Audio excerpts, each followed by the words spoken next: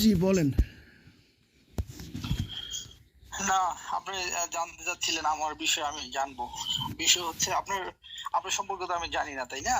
আমার আমাদের বাড়ি হচ্ছে আমার আমার বাড়ি হচ্ছে শেরপুরে। আমার চাচাতো জি, বোন আছে। ওর না আচ্ছা, চাচাতো বোন আছে। আসল নামটা না জি। বলি, ডাক নাম হচ্ছে নাহিদা। আচ্ছা, বলার দরকার নাই। হ্যাঁ, বলেন। ডাক নাম হচ্ছে নাহিদা। নামটাম না বিষয় না, সেটা না। আমি বলতেছি কি ভাই, পড়াশোনা করছে আমি আলেম। পড়াশোনা করছে এসএসসি পর্যন্ত। জি, ছোটবেলায় মাদ্রাসায় পড়ছে, তারপর এসএসসি পাস করছে। বিয়ে হয়েছে, 2 বছর সংসার করছে। স্বামী বিদেশে জি, চলে যায় মধ্যপ্রাচ্যে, এবং সেখানে গিয়ে আর ব্যাক করে নাই। ওখান থেকে ওকে ডিভোর্স আচ্ছা, লেটার পাঠিয়ে দিছে, তালাক দিছে। এখন জি, আপনার পোস্ট দেখলাম। পোস্ট দেখার পরে আমি আপনার কথা তথ্যগুলা মেয়ের বাপকে বলছি। এখন মেয়ের বাপ আচ্ছা, বয়স্ক মানুষ, ওরা তো ফেসবুক বুঝে না, ওরা জি, বায়োডাটা বুঝে। ওরা প্রথমে জিজ্ঞেস জি, করে যে ছেলের বাপকে, বাপ কি করে, জি, ছেলের বাড়ি কোথায়, পেশা কি, জি, কোন মাদ্রাসা, ব্যবসা না শিক্ষকতা, না যেটাই করো একটা তো হ্যাঁ মানে কিছু একটা তো করে। তো এই তথ্যগুলো হ্যাঁ, আমার হ্যাঁ, থেকে জানতে চাইছে, তো জি, আমি তো বুঝতে জানাতে পারছি। পারি নাই। তো সেজন্যই, জি, আর এই তথ্যগুলো তো ধরেন মেসেজে লিখে তো কিছু হয় না। ওগুলো তো মেসেজ, বিয়ে না, শাদী তো ঠিক আছে। যেহেতু জি, এটা একটা মাসনা বিবাহ, দ্বিতীয় বিবাহ। তো এই জি, মেয়ের বাপ যখন আপনাকে দেখ বা যাকেই দেখ, তো সে তো সকল তথ্য নেওয়ার পরে সে যদি মনে করে যে না অবশ্যই। মেয়েটাকে দেওয়াটা নিরাপদ, তারপরেই তো দিবে। জি, আপনার মেয়ে হলে আপনি ওইভাবে দিবেন না?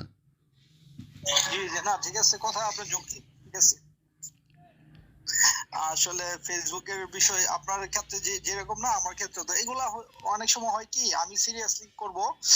তো এখন বিষয় হচ্ছে আমার তো কিছু কন্ডিশন আছে। কন্ডিশনের মানে হচ্ছে আমি দিনদার চাই। দিনদার মানে হচ্ছে ইসলামকে কমপ্লিটলি সে মানে। যেমন আমরা আলেম ওলামাদের বিষয়গুলো হয়তো আপনি বুঝেন। আপনি মাদ্রাসার লাইনে পড়ছেন কিনা আমি জানি না। তো শুনতে পাচ্ছেন আমাকে? জি জি, আপনি বলুন।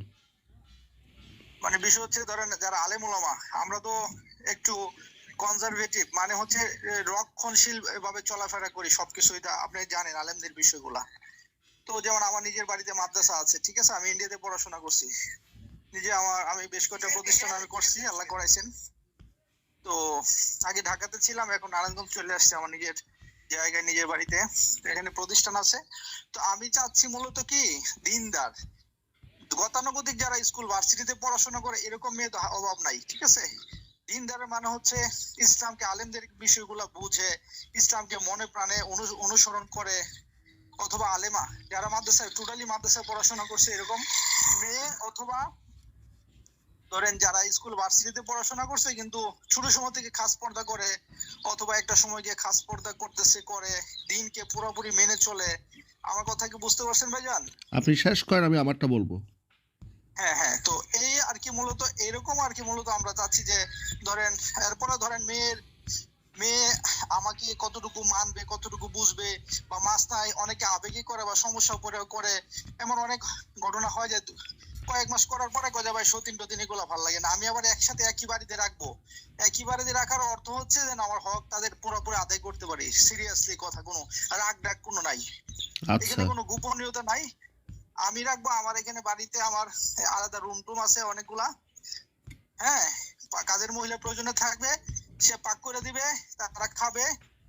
বাস আমি দুনো জায়গায় আমি সময় দিব, দুজনকে দেখবো যেন দুরুজায় থাকলে কি দুজনের মধ্যে ভুল বুঝাবুঝি হবে। আর যারা মানতে পারবে এই বিষয়টা টোটালি মন থেকে, তাদেরকে করবো, এছাড়া আমি করবোই না। কারণ দূরে রাখবো, একজনে বলবো ভাই অমুক জায়গায় গেছে, এগুলা নিয়ে মনোমালিন্য হবে, দুই বউয়ের ঝগড়াঝাটি, এগুলোর মধ্যে আমি রাজি না। আমার কথা, আমি সত্য কথা বলে ফাঁসিতে ঝুলবো, কিন্তু মিথ্যা প্রতারণা ধোঁকা এগুলা বলে এই সমস্ত কাহিনী মাহিনীর মধ্যে আমি নাই। বাস সোজা কথা ভাই, বুঝতে পারছেন ভাইজান? আচ্ছা, আপনার বাবা কি বেঁচে আছেন? না, আমার বাবা মারা গেছে, আর্মিতে ছিল, মুক্তিযোদ্ধা। আচ্ছা, আপনার লোকেশনটা কোথায়? আমি তো নারায়ণগঞ্জ থাকি। আচ্ছা, তো আপনি যে দ্বিতীয় বিয়ে নারায়ণগঞ্জ করবেন, আপনার প্রথম স্ত্রীর অনুমতি আছে? আছে, আছে, পুরো আছে। ওটা কি দেখাতে আছে পারবেন? এগুলা দেখাতে পারবো। আগে তো আমি আমার কন্ডিশন আপনাকে বললাম, আগে তো ওইরকম হইলে না আমি যাব। হয়তো আলেমা হয়েছে কিনা সে, এখন আপনি আলেমা যেরকম না আপনি হলে সে। যেরকম কন্ডিশন দিবেন, ঠিক আমাদেরও হ্যাঁ। কন্ডিশন দেওয়ার একটা অধিকার আছে না, শুধু কি আপনি কন্ডিশন দেওয়ার অধিকারটা রাখেন? না না, আমার সাথে না মিললে তো আমি ওখানে কথাই বলবো না, আপনি তো দিবেন পরের কথা। আপনি তো তাহলে আপনি তো আমাদের দিতেই সাথে হবে। আমাদের সাথে না মিললেও তো আমরাও তো দিব না। তো মিলবে কি মিলবে আচ্ছা, না, আমাদের সাথে না মিললেও তো আমরাও তো দিব না। আপনি যেভাবে না বলতেছেন দিয়েছি মনে হচ্ছে, অবশ্যই। মানে আপনিও মনে হচ্ছে যে সবকিছু আপনি নিয়ন্ত্রণ করতেছেন, না না বিষয়টা তো এমন না। না না, আমি আমি তো আপনাদেরকে জোর করবো না ভাই, আমি আমার হ্যাঁ, কথাটা বলছি যে এরকম হ্যাঁ, যদি আমি আপনি করবো না, আমি যেরকম করবো না, শেষ আপনি কথা। যেরকম বলছেন, এখন আমাদেরও কিছু বলতে হবে না? হ্যাঁ বলবেন তো, ফার্স্টে তো ওটা দেখতে হবে যে না পুরোপুরি সে দিনদার কিনা। হ্যাঁ, ঠিক আমরাও আছে, তো এই বিষয়গুলো। আপনি যেরকম আপনার চাহিদার কথা বলছেন, তাহলে ঠিক জি একইভাবে মেয়ে পক্ষেরও জি চাহিদা থাকবে না? তারাও যদি আপনার মারফত তাদের চাহিদাগুলো পূরণ না হয়, তারাও কি আপনাকে মেয়ে দিবে? দিবে না তো। না। হ্যাঁ, তো এখন চাহিদাগুলো, উভয় পক্ষের চাহিদাগুলো যে একটা অ্যাডজাস্ট করতে হবে, সমন্বয় করতে হবে, এটার জন্য তো কথা বলতে হবে। কথা যদি আমরা না জি বলি, তাহলে আপনার চাহিদাটা আমরা বুঝবো না, আমাদের চাহিদাটা জি আপনি বুঝবেন না। ঠিক জি আছে না কথা? জি, অবশ্যই কথা এই হ্যাঁ, পর্যন্ত ঠিক আছে। এবার এখন একটু আমাদের বিষয় হচ্ছে, আমাদের কথাগুলো হ্যাঁ শুনেন, আমাদের জি বলেন। বক্তব্য শুনেন। আপনি দ্বিতীয় বিয়ে করবেন। আপনার প্রথম স্ত্রী আছে বর্তমান, জি আছে। আপনার ওই ঘরে সন্তান আছে? হ্যাঁ, তিনজন। ৩ জন সন্তান আছে। তো যাকে আপনি বিয়ে করবেন, নাহিদা, তো ওই নাহিদাকে যদি আপনি বিয়ে করেন, সাপোজ বিয়ে করলেন, তো তার থেকেও কি আপনার সন্তান হতে পারে না? হ্যাঁ অবশ্যই অবশ্যই, কেন পারবে না, হবে। আচ্ছা, সেক্ষেত্রে আল্লাহ পাক দিলে হবে। পরবর্তী যে সন্তানগুলো হবে, সেই ক্ষেত্রে মিরাসের সমস্যা হবে কিনা, ১ নাম্বার। শরিয়া, হ্যাঁ বলেন। যাদের যে মিরাস বা উত্তরাধিকার, আপনার উত্তরাধিকারটা পরবর্তী ঘরের, মানে পরবর্তী স্ত্রী যিনি আছে, তার ছেলে মেয়ে পাবে কিনা, এবং স্ত্রী নিজে পাবে কিনা। কেন পাবে না? শরীয়ত সম্মত, আমরা তো শরীয়তকে ফলো করে চলি। ঠিক শরীয়ত আছে, তো আমি শরীয়ত আমি সম্মত। শেষ করি, আমি শেষ জি করি, পয়েন্টগুলো বলি জি এটা। বলেন। জি দ্বিতীয় বলেন। হচ্ছে, এই বিয়ের পর আপনি কি আরেকটা তৃতীয় বা চতুর্থ বিয়ে করবেন কিনা? ও, সেটা সেটা শরীয়তে যেহেতু অবস্থান স্পষ্ট আছে, সেটা করবো যে এরকম কোনো কথা না, আবার করবো নাও যে এরকম না, সেটা সেটা সিচুয়েশন এবং অবস্থা বলে দিবে, ঠিক আছে। আর তার মানে বুঝতে পারলাম যে দ্বিতীয় বিয়ে করার পরে যদি আপনার প্রয়োজন হয়, তাহলে আপনি তৃতীয় বিয়েও করতে পারেন, এটা ফেলে দেওয়া যায় না। জি আচ্ছা, তাহলে এই যে দ্বিতীয় বিয়েটা আপনি করছেন, তো এই ক্ষেত্রে আপনার প্রথম স্ত্রীর মতামত বা ওনার অবস্থানটা কি? অবস্থান তো ভাই, অবস্থান আমি আপনাকে সময় যখন হবে, যখন আমার মতো করে তারাও সেই মানে একসাথে অ্যাডজাস্ট হবে, মিল হবে, তার সাথে কথা বলবে প্রয়োজনে, তার সাথে আচ্ছা, কথা বলাবো, আর কাগজ যদি দেখতে চায় সেটাও দেখাবো। না, বুঝতে কাগজ তো পারছেন? আগে দেখাতে হবে, কাগজ দেখাবার পরেই না বাদ বাকি। এখন প্রথম স্ত্রী যদি অনুমতিই না থাকে, আইনগত যে অনুমতি, সেটা যদি নাই থাকে, তো সেক্ষেত্রে তো মেয়ের বাবা বা মেয়ের পরিবার তো অগ্রসর হবে না। আগে তো প্রথম স্ত্রীর সাথে কথা বলে তার অনুমতি আছে কি না, কারণ বিয়ের পর তো দুজন একসাথেই থাকবে, একটা ঘরেই থাকবে, রুম আলাদা হোক, ঘর তো একটা, একই ছাদের নিচে থাকবে, রান্নাঘর, বাথরুম, পুরা ঘরে সব মানে ঘুম থেকে উঠে ঘুম যাওয়ার আগ পর্যন্ত আচ্ছা, সবসময় দেখা হবে না, দেখা হবে তো। আমি বলি, কথা একটু সংক্ষেপ করে ফেলাই, হ্যাঁ। সেটা হ্যাঁ, হচ্ছে আপনার মেয়ের কন্ডিশনটা একটু বলেন আমাকে, ঠিক আছে, যে আমি যে বিষয়গুলো বলছি ওইগুলা বলেন, ওগুলা পাশাপাশি আপনি সব এরপরে ঠিক আছে। মেয়ে, ঠিক আছে মানে কি মানতেছে মেয়ে পুরো? শুনেন, শেষ করি। জি বলেন মেয়েকে বলেন। আমি নিজেও খুব একটা দেখি নাই, যেহেতু আমিও গায়রে মাহারাম, আমাদের সামনেও আসে না। ছোটবেলায় দেখছিলাম, ধরেন 6, 7, 8 পর্যন্ত। এরপরে যখনই আসছে, আমাদের বাড়িতে যখনই আসছে, বোরখা পরে আসছে, বোরখা পরে গেছে, একেবারে পরিপূর্ণভাবে পর্দা করে। আগের হাজবেন্ড যেটা ছিল, তার সাথেও মানে সব কিছু পর্দা মেনেই হয়েছে, এবং নামাজ যতটুকু জানি 5 ওয়াক্ত পড়ে, রোজা রাখে, ইসলামী শরীয়ত মেনে চলে। বাবাও, মানে ওর আব্বাও বেশ ভালো মানুষ, আলেম ওলামাকে খুব সম্মান করে, এবং সেই কারণে একটা আলেম খুঁজতেছে। ব্যবসায়ী আসছে, চাকরিজীবী আসছে, কিন্তু দিনদার না, বা ব্যাংকে চাকরি করে, ব্যাংক কার্ড দিবে না, বা যেখানে সুদ টুত খায় সেখানে দিবে না, একটা ভালো আলেম খুঁজতেছে। এবং তাদেরকে বললাম যে মেয়ে যেহেতু প্রথমবার বিয়ে হয়েছে, তো সেরকম একেবারে ইনটেক ছেলে তো পাবে না, তবে আলেম যদি আপনারা চান সেক্ষেত্রে আলেমরা অনেক সময় মাসনা বিবাহ করে, তো মাসনা বিবাহ বা দ্বিতীয় বিবাহের পাত্রী হিসেবে যদি মেয়েকে দিতে চান তাহলে দিতে পারেন। এগুলো হচ্ছে প্রায় 6 মাস আগের কথা। তো মেয়ের মা, মেয়ের বাবা এগুলো চিন্তাভাবনা করে তারা মোটামুটি একমত হয়েছে। কিন্তু মাসনা বিবাহতে যেহেতু সতীনের সাথে ঘর করতে হবে, তো সেহেতু এই বিষয়গুলো নিয়ে একটু আলোচনা করতে বলছে। যদি পাত্র পছন্দ হয়, প্রথম স্ত্রী থেকে আইনি কোনো, আমি আবারও বলতেছি, আইনি কোনো জটিলতা না থাকে, প্লাস সাংসারিক যদি জটিলতা না হয়। কারণ একজন স্ত্রীর পক্ষে স্বামীকে ভাগ করে নেওয়াটা খুব ভয়ঙ্কর একটা ব্যাপার। জি জি, হুম। অবশ্যই। তো এই পারে বিষয় না সবাই। এই বিষয়টা যদি আপনার প্রথম স্ত্রী মানতে পারে, ধরেন আপনি বিয়ে করলেন, একে না হলে অন্য কাউকে বিয়ে করলেন, তো 3 দিন থাকলেন মনে করেন প্রথম স্ত্রীর কাছে, 3 দিন থাকলেন দ্বিতীয় স্ত্রীর কাছে।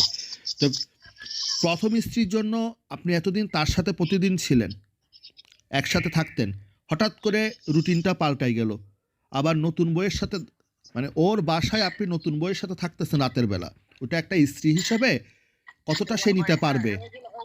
ওগুলা আপনার যে বক্তব্যগুলো বুঝতে পারছি। হ্যাঁ, তো এখন এই বিষয় সব হচ্ছে কিছু এই বিষয়গুলা যদি, হ্যাঁ, এই জি সব জি, কিছু না ঠিক আছে, বিষয়গুলা যদি শেষ করি, আমি আপনাকে থামাই না, আপনি আমাকে থামাইন না।